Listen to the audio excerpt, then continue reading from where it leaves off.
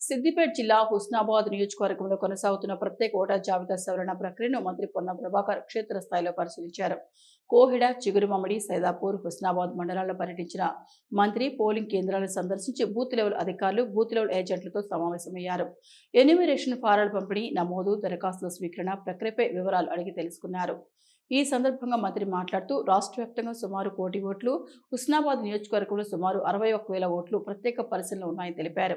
అర్హులైన ఓటర్ల పేరు జాబితా నుంచి తొలగిపోకుండా ప్రతి ఒక్కరూ అప్రమత్తంగా ఉండాలని సూచించారు.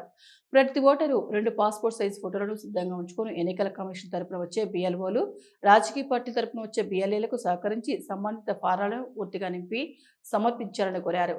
ఓటు హక్కు ప్రజాస్వామ్యంలో అత్యంత విలువైనదని పేర్కొన్న మంత్రి అర్హత కలిగిన ఒక్క ఓటు కూడా జాబితా నుంచి తొలగిపోకుండా ప్రజాప్రతినిధులు, అధికారులు, రాజకీయ పార్టీల ప్రతినిధులు సమన్వయంతో పనిచేయాలని విజ్ఞప్తి చేశారు. ప్రజలు కూడా నిర్లక్ష్యం చేయకుండా తమ పేరు ఓటర్ జాబితాలో ఉందో లేదో తప్పనిసరిగా ధృవీకరించుకోవాలని సూచించారు. తెలంగాణ ఓటర్లందరూ ముఖ్యంగా హుస్నాబాద్ నియోజకవర్గానికి సంబంధించిన ప్రతి ఓటరు 2 ఫోటోలు సిద్ధం చేసుకొని ఎన్నికల కమిషన్ నుంచి వచ్చేటువంటి BLOకు సహకరించి, పార్టీ నుంచి వచ్చేటువంటి బూత్ లెవెల్ ఏజెంట్కు సహకరించి ఆ ఫారం, దానికి సంబంధించినటువంటి ఫామ్ నింపి మీ ఓటర్ లిస్టుల్లో గల్లంతు కాకుండా చూసుకోవాలని కోరుతా ఉన్నా. ఇప్పటికే రాష్ట్రంలో 1 కోటి ఓట్లు తటస్థంగా ఉన్నాయి.